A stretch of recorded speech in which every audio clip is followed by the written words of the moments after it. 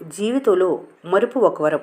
అయితే మీకు సహాయం చేసిన వారిని మాత్రం మర్చిపోవద్దు. గాయం చేసిన వారిని గుర్తుంచుకోవద్దు.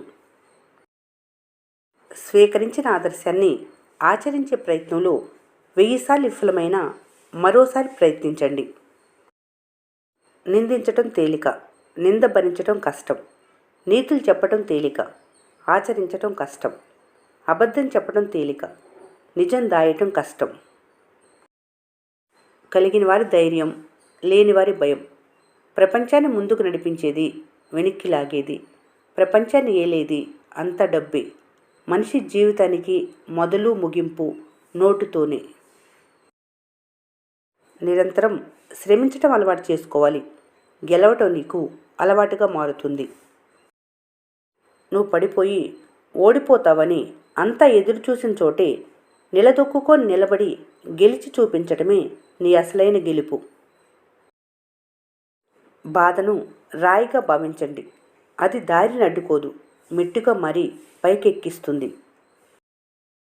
గాయం గురించి కాదు, ఎలా కోలుకోవాలో ఆలోచించు.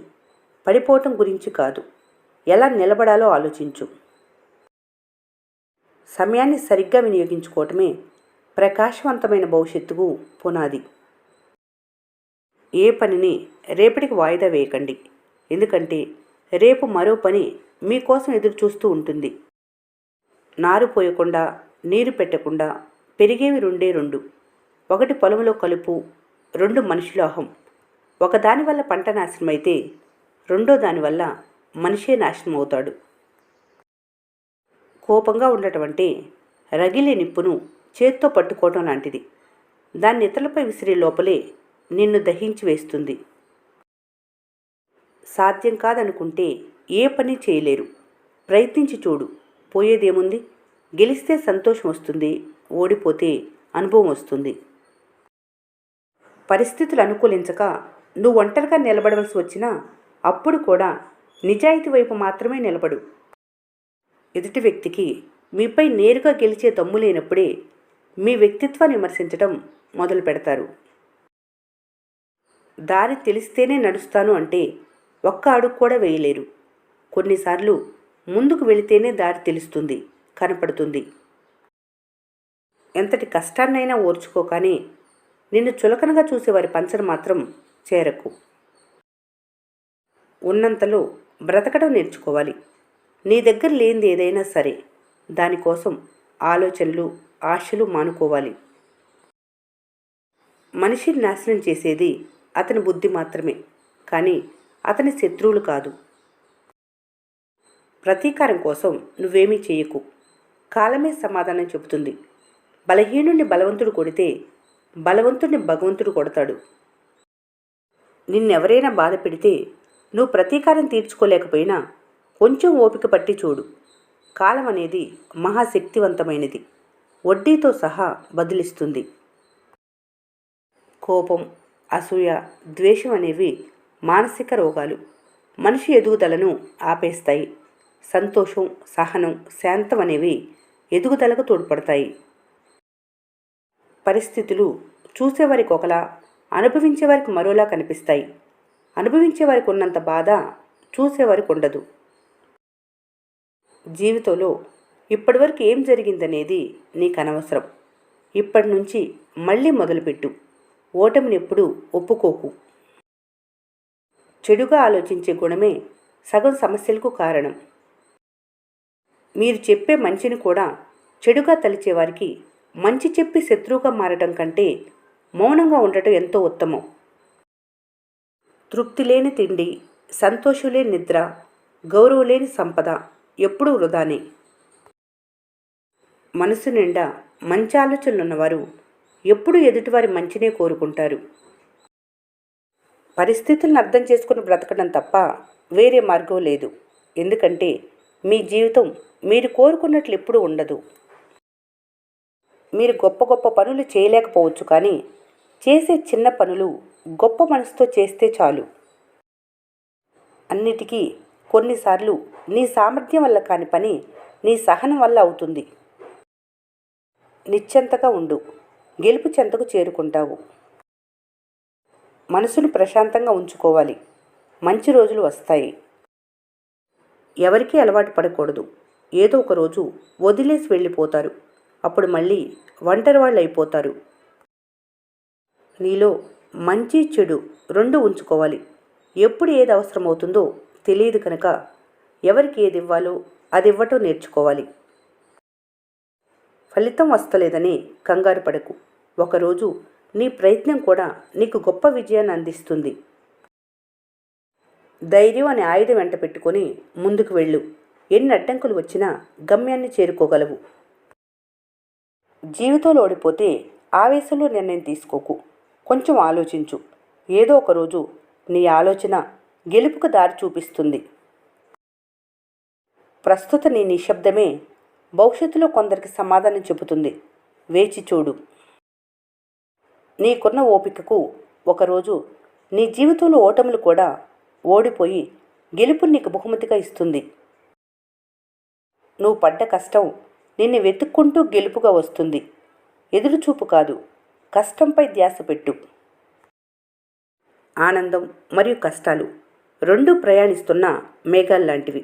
ఈ తాత్కాలిక అనుభూతుల కోసం ఆశయాన్ని మీరెప్పుడూ వదులుకోకూడదు. సంపాదించే క్రమంలో నిన్ను నువ్వు కోల్పోకు. ఎందుకంటే ప్రపంచంలో గతించిన రోజులను కొనేంత ధనవంతుడు లేడు. భయాన్ని జయించినప్పుడే విజయాన్ని పొందగలవు. నీకు కావాల్సింది దొరికే అంతవరకు ప్రయత్నిస్తూనే ఉండు. అది నీకు దగ్గరగా ఉంటే అదృష్టం, దూరంగా ఉంటే నమ్మకం, దొరకకుండా ఉంటే అనుభవం. గతాన్ని తలచడం మానుకోవాలి. భవిష్యత్తు గురించి కలలు కనాలి. ప్రస్తుతంపై మనసు లగ్నం చేయాలి. అదుపులేని ఆలోచనలు శత్రువు కన్నా ప్రమాదకరం. ఏదీ శాశ్వతం కాదని తెలుసుకున్నప్పుడే జీవితం ప్రశాంతంగా ఉంటుంది. స్థాయిని చూసేవారిని ఇంటికి పిలవకూడదు. మర్యాద ఇవ్వని వారి ఇంటికి వెళ్ళకూడదు. మంచి చెడు తెలియని వాళ్లతో ఏమీ చెప్పకూడదు. అహంకారం చూపించే వాళ్ళని కొంచెం దూరంగా ఉంచితే మంచిది. గలగలా పారే నీరు చప్పుడు ఎక్కువే, కానీ ఆ నీటి లోతు తక్కువ. నీ మాటల్లో వేగమే నీ జ్ఞానానికి రూపం. తక్కువ మాట్లాడు, ఎక్కువ ఒదిగి ఉండు. గడియారం ముళ్ళు ఎంత శబ్దం చేస్తుందో గుండె కూడా అంతే శబ్దం చేస్తుంది. కానీ కాలం సమయం తెలుస్తుంది, గుండె సమయం తెలియదు. కొన్నిసార్లు వేసే వెనకడుగు కూడా గెలుపునిస్తుంది. పడేసిన అన్నం తింటుంది కాబట్టి కుక్కను చులకనగా చూస్తారు.